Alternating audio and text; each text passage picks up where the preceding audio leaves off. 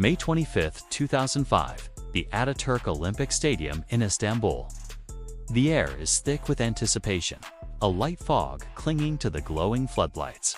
Tens of thousands of fans, a sea of red and white, have gathered for the pinnacle of European football, the UEFA Champions League final.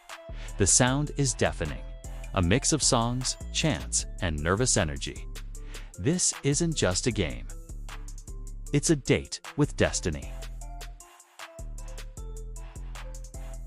In one corner, the Titans of Europe, AC Milan. They emerge from the tunnel not as players, but as footballing royalty. Paolo Maldini, the ageless captain. Kaká, the picture of grace and power. Shevchenko, the deadliest striker on the planet. Dressed in their pristine, all-white kits, they carry an aura of invincibility. Their expressions are calm, focused, almost regal. They've been here before. They expect to win. This is their stage. In the other corner, the challengers from England, Liverpool. They are the underdogs, the team that wasn't supposed to make it this far. In the locker room, the atmosphere is heavy. Led by their captain, Steven Gerrard. Their faces are etched with a mixture of intensity and worry. You can see the sweat, the gritty determination. They wear their famous red kits like a second skin, a symbol of a city's hope. They know they're facing giants. They know the odds are stacked against them, but they have heart, and tonight, they'll need every ounce of it. The whistle blows, and the dream quickly turns into a nightmare. Before the Liverpool fans have even settled into their seats, the unthinkable happens. Less than a minute into the game, a free kick is swung into the box. And there he is, Paolo Maldini. The 36-year-old legend, a defender who rarely scores, unleashes a perfect volley. The net ripples. 1-2-0 to Milan. The stadium erupts, a shockwave of sound from the Italian fans. For Liverpool, it's the worst possible start. A moment of pure, stunning quality from a master of the game. Milan, sensing blood, are relentless. Their movement is fluid. They're passing a symphony of precision. Liverpool are chasing shadows, unable to cope with the sheer class of their opponents. The Rossoneri are a machine, and they're just getting started. Every attack feels like a potential goal. The ball is moved with an elegance and speed that leaves the English side gasping for air. The golf in class looks immense. Then, just before halftime, the machine clicks into a terrifyingly efficient gear. Hernan Crespo, the Argentine striker, scores two quick goals. The first, a tap-in from a classic Shevchenko run and cross. The second, an audacious chip over the goalkeeper. A moment of sublime skill orchestrated by the brilliant Kaká. The scoreboard is brutal. Unforgiving, AC Milan 3, Liverpool 0. The Liverpool players are on their knees, hands on their heads, the picture of utter devastation. The dream is dead. It's not just a defeat, it's a humiliation on the grandest stage. The game looks over before halftime has even truly ended. As the halftime whistle blows, a funereal silence falls over the Liverpool end. The players trudge off, their shoulders slumped, their spirits broken. On a vintage TV screen, the score mocks them. 3-0. In the stands, the fans are stunned. How could it go so wrong, so fast? This was supposed to be their night. But then, something extraordinary happens. A low hum begins to build, grows and grows, until it becomes a roar. It's the Liverpool fans. They aren't leaving. They aren't booing. They're singing through tears of despair. They raise their red scarves and sing their anthem, "You'll Never Walk Alone." It's a sound of defiance, of hope, against all hope. It's a message to their defeated team. We are still with you.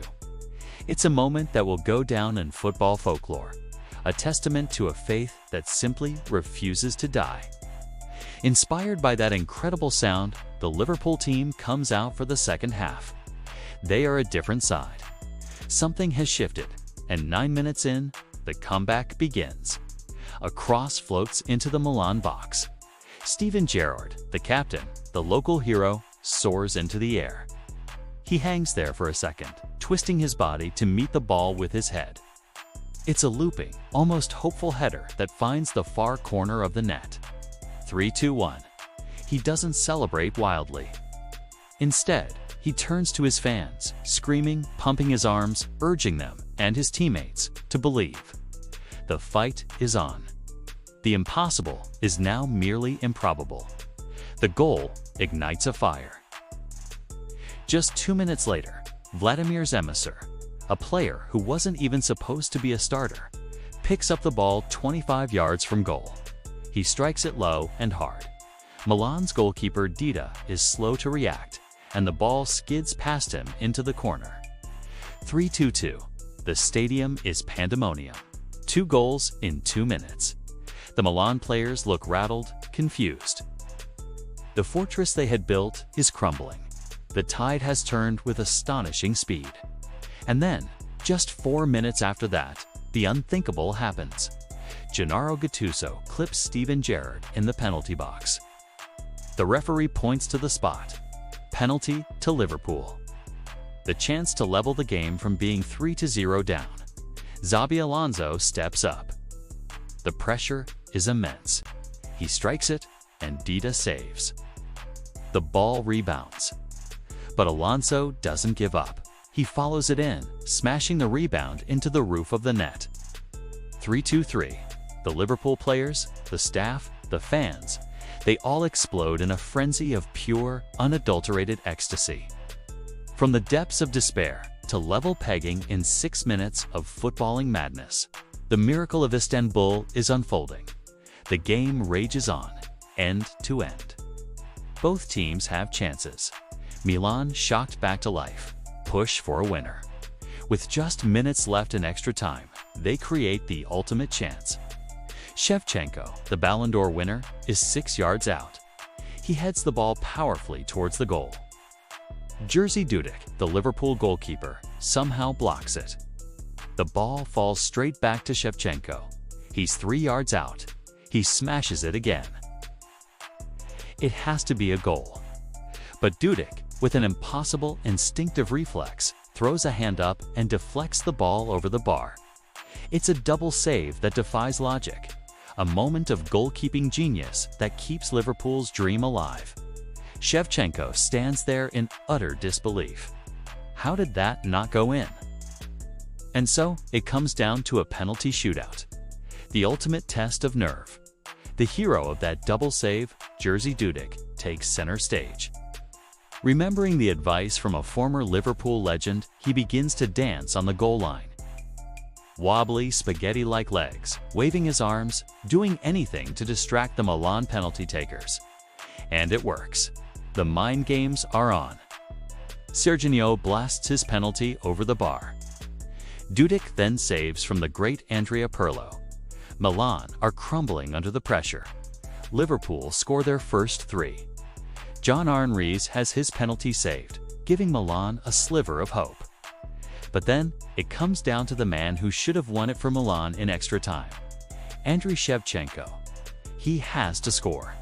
He steps up, runs, and chips his penalty down the middle. Dudek dives, but his trailing hand stops the ball. He saves it. It's over. Liverpool have won. The players run, they scream, they collapse in a heap of joy and exhaustion. Steven Gerrard, the captain who started the comeback, gets to live out his boyhood dream. He lifts the Champions League trophy high into the Istanbul night, confetti raining down, his face a mask of pure elation. Around him, his teammates, his band of brothers, celebrate a victory that no one thought was possible. From 3-0 down at halftime against one of the greatest club sides ever assembled, they have clawed their way back to be crowned kings of Europe. It's a story of heart, belief, and the unbreakable spirit of a team and its fans. A night that proves in football and in life, you should never, ever give up. It wasn't just a final. It was a miracle. Thank you for watching this journey back to one of football's greatest nights. If you enjoyed this story, don't forget to like, share, and subscribe for more epic sporting tales. See you in the next one.